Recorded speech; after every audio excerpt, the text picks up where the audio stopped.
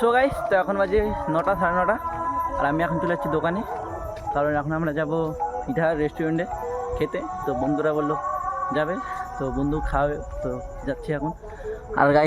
আর guys দেখো অনেক বিজলি চমকাচ্ছে, হাওয়া হচ্ছে, আর মেঘও লাগাচ্ছে অনেক। কখন বৃষ্টি চলে আসবে বোঝা যাবে না, মানে বলা যাচ্ছে না।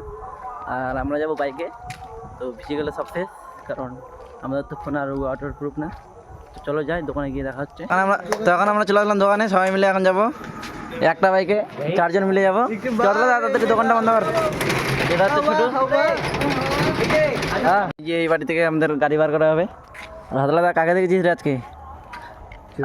আজকে হাতলাদা হচ্ছে ইয়েকে বোকাবঙ্গে দেখে নিচ্ছে। চিরঞ্জিত কোথায় বের?